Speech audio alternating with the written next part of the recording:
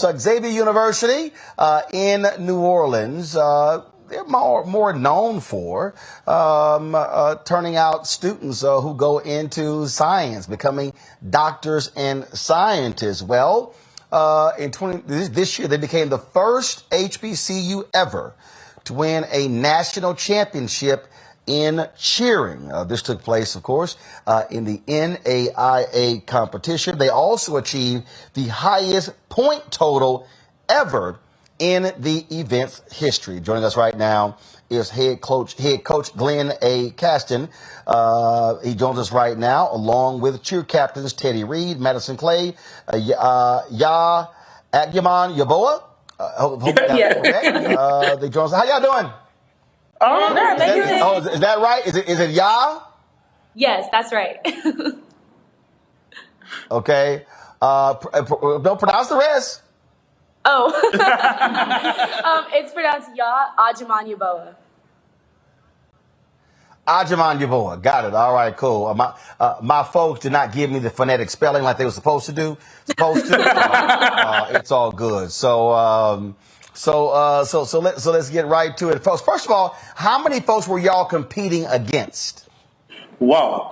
So we competed against 14 other teams at the competition, but there were about 85 teams throughout our season that we saw in some type of capacity. So you're going through this, and so take folks through these cheer competitions. Of course, a lot of people, of course, might have seen the movie Bring It On, but just give us a sense of what y'all had to go through and endure. Ooh. Teddy? Well, at competitions, so for the most part, we would all walk in, we would check in at first. And then as a team, we would get ready, put our last minute, everybody would get taped up. We were all pretty much hurting at this point in the season. And then we would go into warm-ups.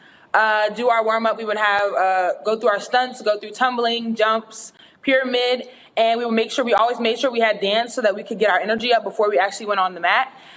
Then this is us like in the tunnel, and that's when we would like prep each other, and we have this saying called day by day, and that's when I would get the team rallied up to make sure everybody was ready to go out there and kill it. We would make sure we gave each other our last minute, like, you got this, I know you can do this, I believe in you, and then we would go out on the mat and kill it. So that's kind of what we did every competition. Oh, yeah. And our season starts... Madison, what is the makeup of... I'm sorry, go ahead. No, we were just saying that our season starts really early. While we're on the mat for only 2 minutes and 30 seconds, we start preparing for this in August. So it is a long process to get to this point. While it's only a 2 minute, 30-second routine, we're really prepping and using our full year to get us ready. So, Madison, first of all, what's the classification of this squad? Are they mostly juniors and seniors? Is it a young squad? Very young right now, so we're only losing 3 seniors who were on the mat this year, so that's good for us. So hopefully next year we'll bring home another title. So yeah, we're a very, very young team. Teddy's graduating. They're part of my first class of scholarship athletes for cheer, so we're excited to have, all 3 of them. Oh my God, all 3 of y'all. Don't make me cry on the camera. So all 3 of them are a part of our senior program for next year. So yeah, we're going to lose a lot next year, but this year we're still solid. So Madison, y'all, and Teddy, now, were either of you on championship winning squads in high school? No, when I was in high school, we only had one competition at the end of the year, and we got like 3rd. So. Yeah, I actually went to a smaller cheer gym, so we didn't have as much. We had resources, but we weren't to this level. Right. Yeah, I also cheered in high school and an all-star with Maddie, and we were competitive, but not as competitive as we were now. I feel like we've all seen growth since our freshman year with Coach Glenn. And prior to this, what was the highest Xavier ever placed in a competition? So this year, Roland, I got to tell you, we went undefeated. We went undefeated this year in our preseason and at regionals. And last year, we were also regional champions and also went undefeated throughout our season. At nationals, previously we only scored. We were fifth place last year at nationals, so we knew what we needed to do this year to come in to take the title. So we worked really, really hard, fine tuning things. We worked really, really hard on our stunts to increase our difficulty. We're used to winning, just not at this level.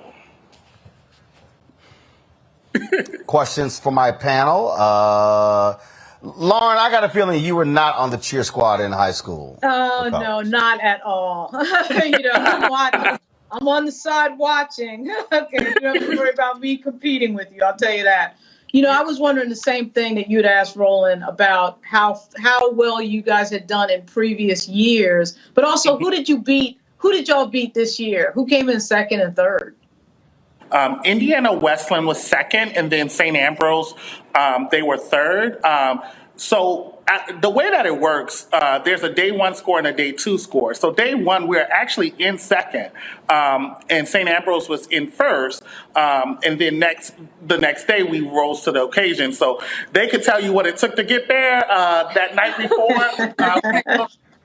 I made sure that we were at practice and fixing those small mistakes so that we knew that when we walked into the next day, we had a competitive edge. Legit, we were supposed to go out to dinner, and I was like, dinner's in the hotel. We are practicing tonight. So just...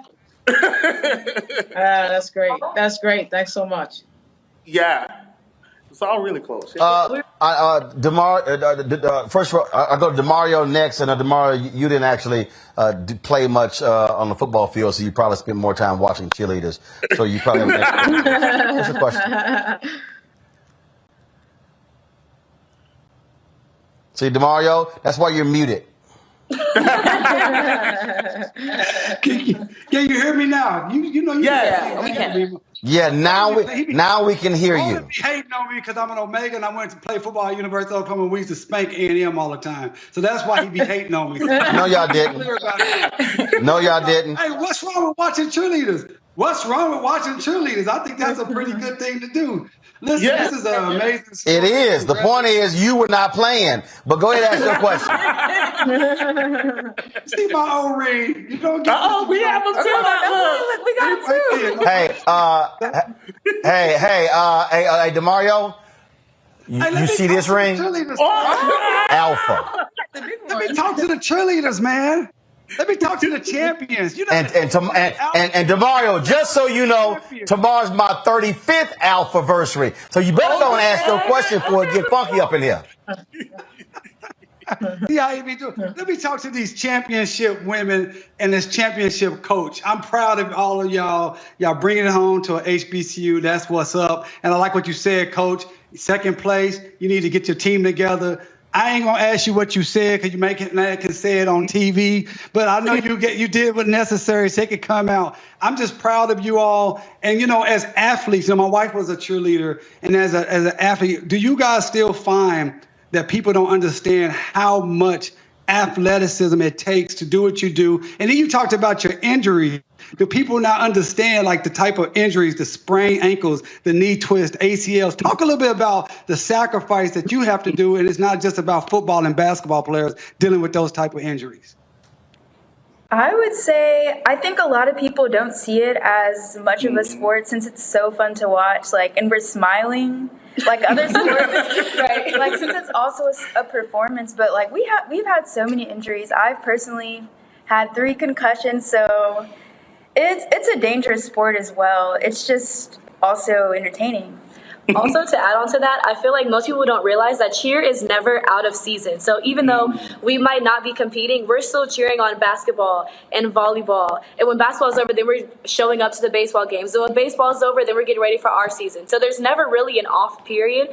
And so when most people get that time to recuperate and really rest their bodies, we're still getting the routine together for the next showcase. So I feel like that really also shows how athletic we are. Another thing is when we're at practice, when when football practices, they have pads, they have shoulder pads, they have helmets. We don't have any of that. Like, we're throwing these girls like 15 feet high in the air, and they're just praying that they come down and we catch them. So we're doing all of these things, like putting our bodies out there and just like trusting our teammates. So that's another thing that we have to have in this sport is trust, because we don't have that much protection in terms of like equipment. So we're always in the trainer. Like, before our practices, the whole team, it's like 20 plus people in the trainer getting taped. Like, by the end of the season, I had both my ankles taped, both my wrist taped, and my knee taped, and my back taped. So I'm like, I'm falling apart, but I'm gonna do it for the team. And they train really well. So they train like football players, actually. I mean, they're weight training Tuesdays and Thursdays at the same facility that the Saints train at, so they're doing the work. So Stuff that Roland, see, that's the stuff Roland don't know anything about. As us athletes, we understand that. Roland don't know anything about that. Well, actually, since you want to open your big old mouth, I would work for the video laboratory for the Texas A&M University football team. And so I was doing what I do. And then when I was in high school, we shot all the games. We won state championship. So what you gotta understand, Demario, see, somebody gotta shoot the video for y'all to watch film so you know how you screwed up. I didn't say you See, check yourself. Now, and second, I play baseball. Partially. See, don't get yourself embarrassed. Mustafa, my alpha brother, ask your question. First of all, congratulations for being a champion. Nobody can ever take that away from you. I'm curious about the challenges you all faced throughout the year to, all that you put in to be able to get to this moment. So can you talk a little bit about how you navigated the challenges? I can talk from the high level point, and certainly they have their internal challenges. I mean, being a first Black institution to even reach the NAIA Nationals was a big feat, right? So not only are we facing the challenges of competition and the athleticism side of it, we also are facing the isms, and we have to talk about that, So a lot of what I do at that high level is changing people's perspective of what it means to be Black in this space. As you all know, cheerleading, if you look on TV, it's not a Black dominated sport, and for many times and many opportunities have been stripped away from Black teams, from Black athletes. So my job really at that high level is to really sell their greatness. And to tell their story at that higher level, right? We face, I'll tell you, there's lots of rules changes in cheerleading, and if anyone knows anything about cheerleading, I'll just think about it from this perspective. I'll give it to you like this: a touchdown might be worth 6 points, and if you get that field goal, it's 7, right? Well, in our season, we had the highest, as it's playing on the film, we're doing the highest level and degree of tumbling, right, that we could ever do on the mat, right? And at that point, in the middle of the season, the rules changed, right? So it was rule changing, so they dummied down the score so that other teams can kind of reach what we were doing. So that's a challenge in itself, just selling that, like, hey, why would you do it if that concession was not made for... Wait. You trying to say they would grade them on the curve? There was a curve that existed. And no disrespect to my colleagues throughout the NAIA, but the truth is the truth that everyone knows that a layout is not the same as a full. And so that full, these athletes are working to get that highest degree. And so in our division, those layouts were weighted the same, and that was a challenge in itself. It was also a challenge to bring our institution up to speed, right? Because a lot of times when starting a new program, people don't know how great it can be. And so I have to go out and tell the story. I have to go out and say, this is our plan, and people have to be on board. I have to get all of our alumni and our staff and our administration on it. So it takes a lot of work at this level for the coaching, because it's not just going to practice and saying, okay, y'all are going to do this on this count. It's all these other components that make it work. I think some of the other challenges we faced were, well, everybody's not in Louisiana, but Hurricane Ida, we did have to go through that. And a lot of people did have to go home and they had to evacuate. So we still had to try to work around that with our with practice times and things like that and people coming back and forth. Again, the injuries, that was another challenge. And between us going back and forth, between us going back and forth with school and going home for Thanksgiving break, that was another challenge that we had. So we had to keep on pushing, even if we didn't have all the main players that we wanted to put on the mat. We still had to make sure our alternatives could fill in for us and make sure we could still get the job done, still get the routine put together so that we can execute it later. So.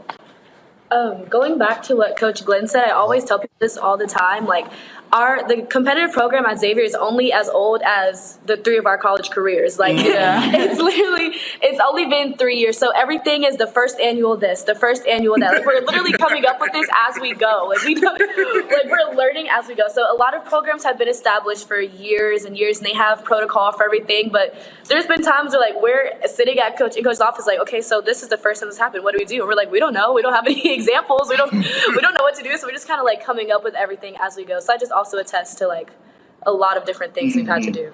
Yeah. In addition to that. All right then. Yeah. Go ahead. Final comment. Go ahead. I was just gonna say there's a lot of pushback on us being national champions from the other teams. They weren't really expecting an all-black team like us to take that, and they're not necessarily always happy with it. Mm-hmm. That's all I had to say. And they're working to their academics, like their finals, all of it. So yes, absolutely. Well, that's why I say hashtag team whip that ass. Yes, sir, Mr. Roland Martin. if you don't like the fact that the all black squad beat you, well, damn it, go practice more and come back next year and see what you do. Yeah, absolutely. Yeah. I mean, this to me, this ain't hard. So, congratulations, and also y'all got the right colors. That black and gold looks real good. Oh, jeez. We know you would say that. We know you. You hear that, DeMario? You hear that, DeMario? Yeah, but you wish you looked half as good as they look in it, brother. So that's all. Just remember that. DeMario, we all look good in black and gold. Nobody look good in purple and gold. All right, Coach, I appreciate it. I certainly appreciate it. Let me thank y'all, Teddy, and Madison as well for joining us. Congratulations. Thank y'all so much. Thank you. All right, folks, back to our Roland Martin Unfiltered video in just one moment. Folks, Black Star Network is here. Oh, no punches! I'm real revolutionary right now. Support this man, Black Media. He makes sure that our stories are told. Thank you for being the voice of Black America, Roland. Stay black. I love y'all. All momentum we have now. We have to keep this going. The video looks phenomenal. See, there's a difference between Black Star Network and black-owned media and something like CNN. You can't be black-owned media and be scared. It's time to be smart. Bring your eyeballs home. You dig?